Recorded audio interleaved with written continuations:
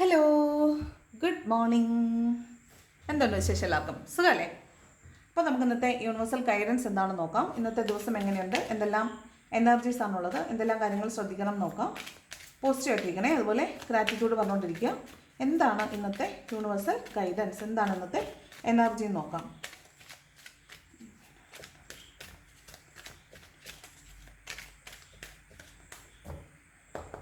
നോക്കാം എന്താണ് ഇന്നത്തെ യൂണിവേഴ്സൽ ഗൈഡൻസ്.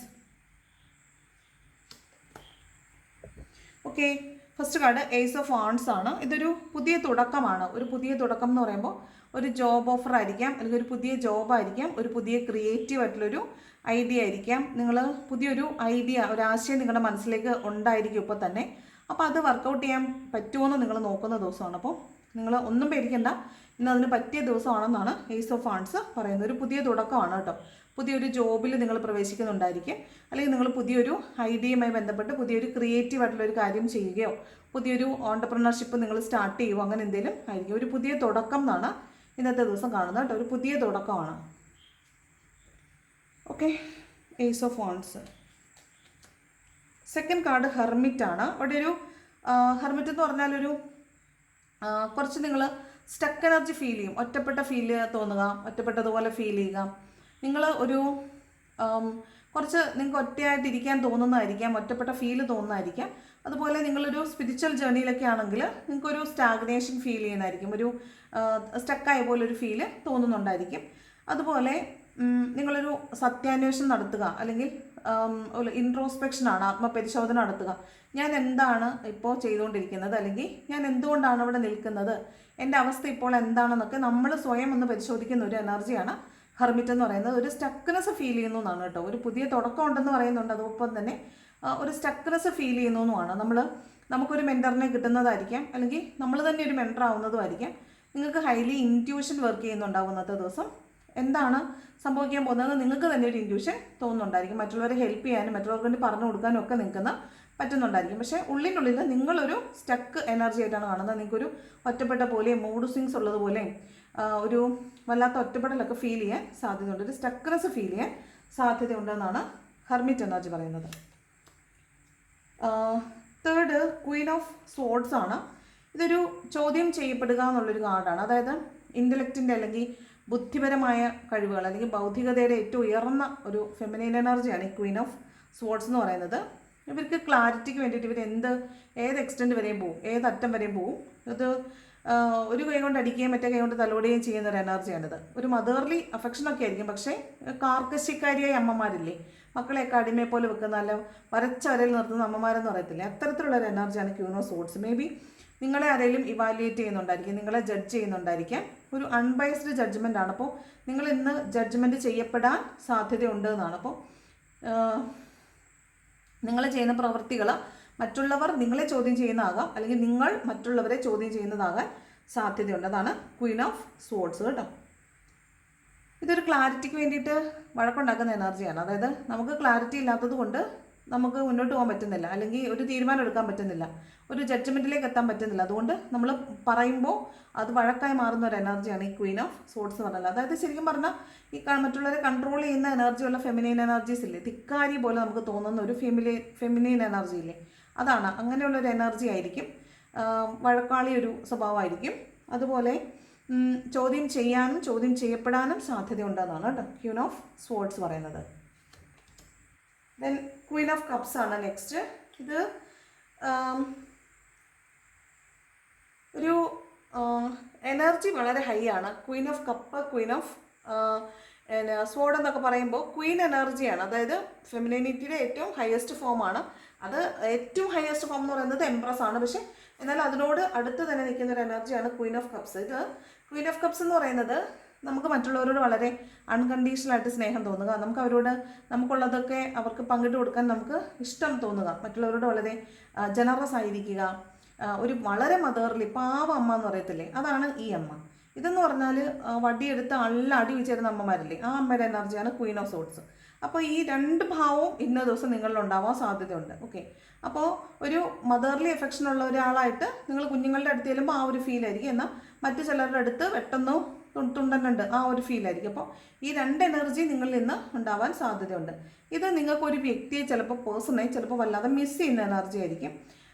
അല്ലെങ്കിൽ നിങ്ങൾ ഹീൽ ചെയ്യപ്പെടേണ്ട ഒരു ആവശ്യം നിങ്ങൾക്കുണ്ടെന്ന് നിങ്ങൾക്ക് മനസ്സിലാവുന്ന എനർജി ആയിരിക്കും. നിങ്ങൾ മറ്റുള്ളവരുടെ കഥകൾ കേൾക്കുന്നുണ്ടായിരിക്കും, മറ്റുള്ളവർക്ക് സമാധാനം പറഞ്ഞു കൊടുക്കുന്നുണ്ടായിരിക്കും, പക്ഷേ ഉള്ളിനുള്ളിൽ നിങ്ങളും തേങ്ങുന്നുണ്ടായിരിക്കും. നിങ്ങൾക്ക് നിങ്ങളുടെ പ്രശ്നങ്ങളൊന്നും സോൾവ് ആയില്ലല്ലോ എന്ന് നിങ്ങൾ മനസ്സുകൊണ്ട് വിചാരിക്കുന്നതാകാനും സാധ്യതയുണ്ട് കേട്ടോ. എനിക്ക് തോന്നുന്നതേ ചിലപ്പോൾ നമ്മളിടുന്ന ഇപ്പോൾ ഒരു യൂട്യൂബ് ചാനലൊക്കെ നമ്മൾ വീഡിയോ ഇടും. ഇപ്പോൾ ഞാനിപ്പോൾ ഒരു വീഡിയോ ഇടുമ്പോൾ നിങ്ങൾ അതിൻ്റെ താഴെ വന്നിടുന്ന കമൻസ് ഒക്കെ ഉണ്ടല്ലോ, കമൻസൊക്കെ ചിലപ്പോൾ നമ്മൾ വായിക്കുമ്പോൾ നമ്മൾ തന്നെ ഇരുന്നിട്ട് ആലോചിക്കും, ശരിക്കും പറഞ്ഞാൽ ഞാൻ എന്തിനാണ് ഈ റീഡ് ചെയ്യുന്നതെന്ന് നമ്മളൊരു ആത്മപരിശോധനയൊക്കെ ചെയ്യത്തില്ലേ. അപ്പം ആ ഒരു എനർജി പോലെയാണ് എനിക്ക് ഫീൽ ചെയ്യുന്നത്. ചിലപ്പോൾ ഇത് എൻ്റെ റീഡിങ് കേട്ടിട്ട് എന്നെ വല്ലവരും വന്ന് ചോദ്യം ചെയ്യുന്നതായിരിക്കാം, അങ്ങനെയുള്ളൊരു കമൻറ്റ് വരുന്നതായിരിക്കാം. അപ്പം ഞാനതിൽ ഇറിറ്റേറ്റ് ചെയ്യുന്നതായിരിക്കാം. ചിലപ്പോൾ അത്തരത്തിലുള്ള സാഹചര്യങ്ങൾ മറ്റു പല മേഖലകളിൽ നിങ്ങൾക്കുണ്ടാവുന്നതും ആകാനും സാധ്യതയുണ്ട്. ഞാനൊരു എക്സാമ്പിൾ പറഞ്ഞതാണ് കേട്ടോ. അപ്പോൾ നമുക്ക് ആദ്യമേ തോന്നുന്ന ദേഷ്യമായിരിക്കും. ആദ്യമേ നമുക്ക് ഈ ഒരു സാഹചര്യം പെട്ടെന്ന് അറൈസ് ചെയ്യുന്ന സമയത്ത് നമുക്ക് ആദ്യം മനുഷ്യന്മാർക്ക് ആദ്യം തോന്നുന്ന ഫീൽ എന്തായിരിക്കും? ആദ്യമേ നമുക്ക് ദേഷ്യം തോന്നും. അപ്പോൾ നമ്മൾ ചിലപ്പോൾ ദേഷ്യപ്പെടുമായിരിക്കും, അല്ലെങ്കിൽ നമുക്ക് ദേഷ്യം തോന്നുമായിരിക്കും. പക്ഷേ ഇനി സെക്കൻഡ് തോട്ട് നമുക്ക് തോന്നും, പോട്ടെ സാരമില്ല, അവരൊക്കെ പാവമുണ്ട്, കഷ്ടമുണ്ട്, അത് നമ്മൾ വിചാരിക്കുമല്ലോ. അപ്പോൾ അതാണ് ഈ ക്വീൻ ഓഫ് കപ്പ് എന്നാണ് എനിക്ക് തോന്നുന്നത്. അപ്പോൾ ആദ്യം നമ്മൾ ആളുകളോട് ക്ലാരിറ്റി ഇല്ലാത്തതിൻ്റെ പേരിൽ ദേഷ്യപ്പെടുന്നതും പിന്നീട് കാര്യം മനസ്സിലാക്കുമ്പോൾ നമ്മൾ ആ സാത്വിക ഭാവത്തിലേക്ക് വരുന്നതൊക്കെ ആയിരിക്കാം എന്ന് ഞാനങ്ങ് വിചാരിക്കുകയാണ് കേട്ടോ. മേ ബി അങ്ങനെയുള്ളൊരു സിറ്റുവേഷൻ ചിലപ്പോൾ ഇന്ന് അറൈസ് ആവാൻ സാധ്യത ഉണ്ടെന്ന് തോന്നുന്നു കേട്ടോ. നെക്സ്റ്റ് നൈറ്റ് ഓഫ് കപ്സ് ആണിത്. ആരോ നിങ്ങൾക്ക് വേണ്ടിയിട്ട് ആരോ ഒരാൾ നിങ്ങളെ പ്രൊട്ടക്റ്റ് ചെയ്യുന്നുണ്ട്, നിങ്ങൾക്ക് പ്രൊട്ടക്ഷൻ കിട്ടുന്നുണ്ട്, യൂണിവേഴ്സിൻ്റെ പ്രൊട്ടക്ഷൻ നിങ്ങൾക്ക് കിട്ടുന്നുണ്ടെന്നാണ്. അതുപോലെ ആരോ നിങ്ങളിലേക്ക് വരുന്നുണ്ട് എന്നാണ്. നിങ്ങൾ കാത്തിരിക്കുന്ന ഒരാൾ നിങ്ങളിലേക്ക് ചിലപ്പോൾ മടങ്ങി വരുന്നുണ്ടാവാൻ സാധ്യതയുണ്ട്. ചിലപ്പോൾ അയാളുടെ ഭാഗത്തുനിന്നൊരു കമ്മ്യൂണിക്കേഷൻ കിട്ടുന്നതായിരിക്കാൻ സാധ്യതയുണ്ട്. ചിലപ്പോൾ ആ വ്യക്തി തന്നെ നിങ്ങളെ കാണാൻ വരുന്നുണ്ടാവും, നിങ്ങൾ തമ്മിൽ മീറ്റ് ചെയ്യുന്നുണ്ടാവും. അങ്ങനെ ഒരു എനർജി ആയിരിക്കാം നൈറ്റ് ഓഫ് കപ്സ്. നിങ്ങൾ ആഗ്രഹിക്കുന്ന രീതിയിലുള്ളൊരു കമ്മ്യൂണിക്കേഷൻ അവിടെ കിട്ടുന്നതാവാനും സാധ്യതയുണ്ട്. അതാണ് നൈറ്റ് ഓഫ് കപ്സ്. ഇനി അതൊരു റിലേഷൻഷിപ്പ് ഇഷ്യൂ അല്ല, അങ്ങനൊന്നും അല്ല എങ്കിലും ചിലപ്പോൾ നിങ്ങൾ കാത്തിരിക്കുന്ന ഒരു ജോബ് ഓഫർ നിങ്ങൾക്ക് വരുന്നതാകാനും സാധ്യതയുണ്ട്. നിങ്ങൾ ഏതെങ്കിലും ഒരു സാഹചര്യത്തിൽ പെട്ട് നിൽക്കുവാണെങ്കിൽ, നിങ്ങളൊരു ട്രാപ്പിലായി നിൽക്കുവാണെങ്കിൽ അവിടെ നിങ്ങൾക്ക് ഒട്ടും അറിയാത്തൊരു മനുഷ്യനിൽ നിന്നൊരു സഹായമൊക്കെ കിട്ടാനൊക്കെ സാധ്യതയുണ്ടെന്നാണ് നൈറ്റ് ഓഫ് കപ്സ് പറയുന്നത്. ഓക്കെ, അതായത് ഈ ലോകത്ത് നന്മ മരിച്ചിട്ടില്ല, സന്തോഷം നമുക്ക് നിലനിർത്താൻ പറ്റും, ഭൂമിയിൽ ഇപ്പോഴും നന്മയുള്ള മനുഷ്യരുണ്ട്, സ്നേഹമുള്ള മനുഷ്യരുണ്ട് എന്നൊക്കെ നമുക്ക് മനുഷ്യത്വത്തിൽ വിശ്വാസം തോന്നുന്ന ചില സന്ദർഭങ്ങൾ ഉണ്ടാവത്തില്ലേ. അപ്പോൾ അത്തരത്തിലുള്ളൊരു സന്ദർഭമൊക്കെ ഒരു പക്ഷേ ഇന്നേ ദിവസം ഉണ്ടാവുന്നുണ്ടായിരിക്കും. അത്തരത്തിലുള്ളൊരു വാർത്ത കേൾക്കുകയോ കാണുകയോ ഒക്കെ ചെയ്യാൻ സാധ്യതയുണ്ട്. ചിലപ്പോൾ ഇത് എല്ലാവർക്കും ആയിരിക്കും കേട്ടോ.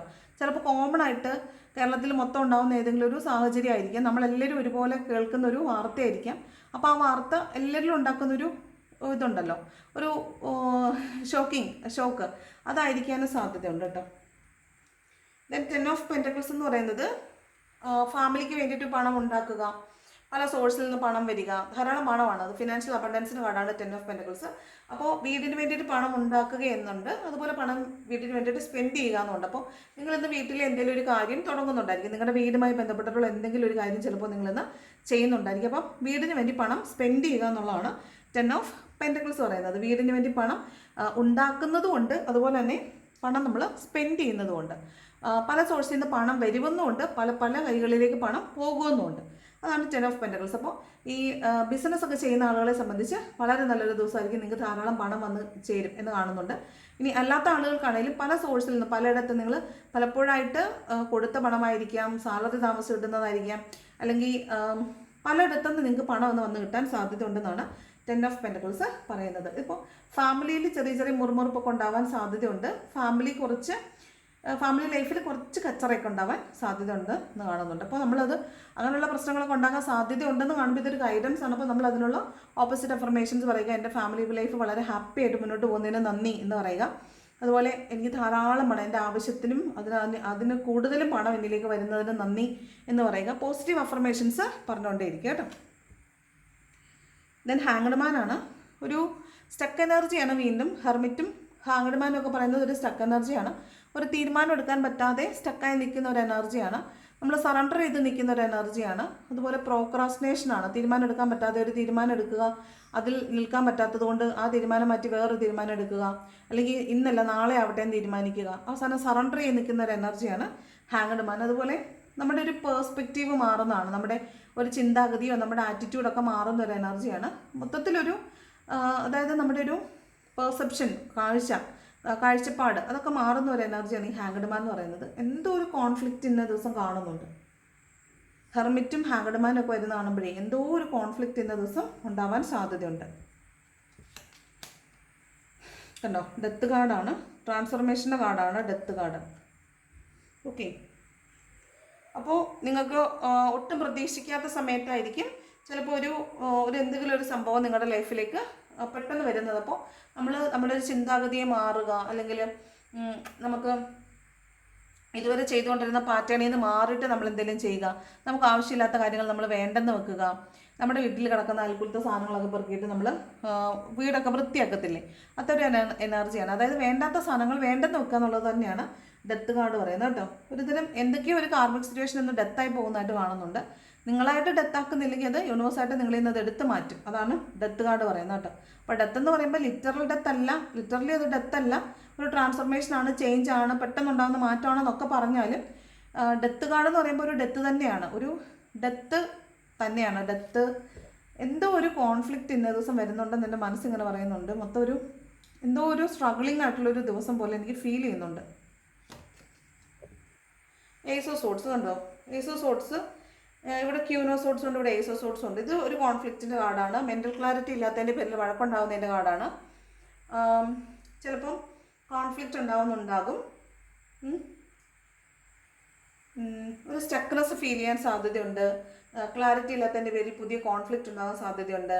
അതുപോലെ പുതിയൊരു പ്രോജക്റ്റിൽ ചിലപ്പോൾ നിങ്ങൾ സ്റ്റാർട്ട് ചെയ്യുന്നുണ്ടാവാം. ഇവിടെ ഏസ് ഓഫ് വാണ്ട്സ് പറയുന്ന ഒരു പുതിയൊരു പ്രോജക്റ്റും പുതിയൊരു ഓപ്പർച്യൂണിറ്റി ഒക്കെയാണ്. ഇവിടെ ഏസ് ഓഫ് സോർട്സിൽ പറയുന്ന ഒരു പുതിയ പ്രോജക്റ്റിൻ്റെ ഭാഗമാവുക, ഒരു പുതിയ തുടക്കം ഉണ്ടാവുക, ചിലപ്പോൾ നിങ്ങൾ പുതിയൊരു കാര്യം പഠിക്കാൻ പോവുക, ഇതൊക്കെയാണ് ഏസ് ഓഫ് സോർട്സും പറയുന്നത്. മെൻ്റൽ ക്ലാരിറ്റി ഇല്ലാത്തടത്ത് മെൻ്റൽ ക്ലാരിറ്റി ഉണ്ടാവാൻ സാധ്യതയുണ്ടെന്ന് പറയുന്നുണ്ട്. എന്നാലും അതൊരു ന്യൂ കോൺഫ്ലിക്റ്റിൻ്റെയും കൂടെ കാർഡാണ്. അതുപോലെ സർജറിയുടെ കാർഡാണ്. ചിലപ്പോൾ ചിലർക്ക് ആയുധം കൊണ്ട് മുറിവേൽക്കുക അങ്ങനെയൊക്കെ ഉണ്ടാവാൻ സാധ്യതയുണ്ട്. അതുപോലെ സർജറി പറഞ്ഞിട്ടുള്ള ആളുകളാണെങ്കിൽ സർജറി ചെയ്യാൻ സാധ്യതയുണ്ട് എന്നൊക്കെയാണ് ഏസ് ഓഫ് സോർട്സിൻ്റെ എനർജി പറയുന്നത്. ലാസ്റ്റ് കാർഡ് 6 ഓഫ് സോർട്സ് ആണ്. ഇത് നമ്മൾ യാത്രയാണ്, സമാധാനമുള്ളൊരു യാത്രയല്ല, ഒരു സമാധാനം ഇല്ലായ്മയിൽ നിന്ന് സമാധാനമുള്ള ഒരിടത്തേക്ക് യാത്ര പോകുന്നു എന്നാണ്. ചിലപ്പോൾ നിങ്ങളിപ്പോൾ ഹോസ്പിറ്റലൈസ്ഡ് ഒക്കെ ആണെന്ന് വിചാരിക്കുക. അങ്ങനെയാണെങ്കിൽ നിങ്ങൾ ഇപ്പോൾ ഉള്ളിടത്തുനിന്ന് വേറൊരിടത്തേക്ക് പോകുന്നു എന്നുള്ളൊരു എനർജിയാണ്. അതല്ല, നിങ്ങളിപ്പോൾ ഒരു കോൺഫ്ലിക്റ്റിംഗ് ആയിട്ടുള്ളൊരു സിറ്റുവേഷനിലാണ് നിങ്ങൾ നിൽക്കുന്നതെങ്കിൽ അവിടെ നിന്ന് മറ്റൊരിടത്തേക്ക് നിങ്ങൾ പോകുന്നു എന്നുള്ളതാണ് 6 ഓഫ് സോർട്സ് പറയുന്നത് കേട്ടോ. ഇതൊരു യാത്ര തന്നെയാണ്, പക്ഷേ സന്തോഷമുള്ളൊരു യാത്രയല്ല, അത്ര സന്തോഷപൂർണ്ണമായൊരു യാത്രയല്ല. സന്തോഷം കിട്ടുമായിരിക്കും എന്ന് പ്രതീക്ഷിച്ച്, അല്ലെങ്കിൽ നമുക്ക് സമാധാനം കിട്ടുമായിരിക്കും എന്ന് പ്രതീക്ഷിച്ച് നമ്മൾ മറ്റൊരിടത്തേക്ക് പോവുകയാണ്. സമാധാനം ഇല്ലാത്തൊരിടത്തുനിന്ന് സമാധാനമുള്ള ഒരിടത്തേക്ക് യാത്ര പോകുന്ന എനർജിയാണ് 6 ഓഫ് സോർട്സ് എന്ന് പറയുന്നത്. ഇത് പറഞ്ഞ പോലെ ഒരു പരിവർത്തനത്തിൻ്റെ, ട്രാൻസ്ഫർമേഷൻ്റെ ഒക്കെ ഒരു എനർജിയാണ്. അത്ര ഹാപ്പി ആയിട്ടുള്ളൊരു യാത്ര അല്ല. ബോട്ടം നിൽക്കുന്ന മജീഷ്യനാണ്. മജീഷ്യൻ എന്ന് പറയുമ്പോഴും ഇപ്പം നമ്മൾ ഒരുപാട് വഴിപാടുകൾ നടത്തുക, പ്രാർത്ഥനകൾ നടത്തുക, അതുപോലെയുള്ള ഒരു എനർജിയാണ്. അതുപോലെ നമ്മളെ ആരെങ്കിലും പറഞ്ഞ് തെറ്റിദ്ധരിപ്പിക്കുക, അതായത് നമ്മളോട് പറഞ്ഞിരുന്നെല്ലാം കള്ളമായിരുന്നു എന്ന് ചിലപ്പോൾ നമുക്കിന്ന് മനസ്സിലാവുന്നതായിരിക്കും. കാരണം ഇവിടെ ഏസ് ഓഫ് സോർട്സ് വരുന്ന മെൻ്റൽ ക്ലാരിറ്റിയാണ്. ക്യൂൻ ഓഫ് സോർട്സ് ക്ലാരിറ്റിക്ക് വേണ്ടിയിട്ട് വഴക്കുണ്ടാവുന്നതാണ്. അപ്പം മൊത്തത്തിൽ നിങ്ങളോട് എന്തോ കള്ളം പറഞ്ഞ് ഫലിപ്പിച്ചിരുന്ന ഒരു കാര്യം കള്ളമായിരുന്നു എന്ന് നിങ്ങൾക്ക് മനസ്സിലാവുന്നതായിരിക്കും. അങ്ങനെയാണെങ്കിൽ അവിടെ ഒരു കോൺഫ്ലിക്റ്റ് ഉണ്ടാവാൻ സാധ്യത ഉണ്ടെന്നാണ് കാണുന്നത്. ഒരു വഴക്കിൻ്റെ എന്തോ ഒരു പ്രശ്നം അവിടെ കാണുന്നുണ്ട്. എന്തോ ഒരു വഴക്ക് പോലെ, വഴക്കോ അല്ലെങ്കിൽ എല്ലാവരുടെയും മനസ്സിനെ പിടിച്ചു കുലുക്കുന്ന പോലത്തെ എന്തോ ഒരു സാഹചര്യം ചിലപ്പോൾ ഇന്ന് ഉണ്ടാകാൻ സാധ്യതയുണ്ട് എന്നാണ് കേട്ടോ. അപ്പോൾ ഇതാണ് ഇന്നത്തെ ഒരു റീഡിംഗ് എന്ന് പറയുന്നത്. അപ്പോൾ നിങ്ങൾക്ക് നെഗറ്റീവായിട്ടുള്ള തോട്ട്സ് വരുന്ന സമയത്ത് അതിൻ്റെ നേരെ ഓപ്പോസിറ്റ് ആയിട്ടുള്ള പോസിറ്റീവ് അഫർമേഷൻസ് പറയണേ. എന്നാൽ മാത്രമേ നമുക്ക് പോസിറ്റീവായിട്ടിരിക്കാൻ പറ്റുള്ളൂ. നെഗറ്റീവായിട്ടുള്ള കാര്യം കേട്ടുമ്പോഴത്തേക്കും ഇന്ന് ഇത് വരുമോ, ഇത് സംഭവിക്കുമോ എന്ന് ഓർത്തിരിക്കേണ്ട.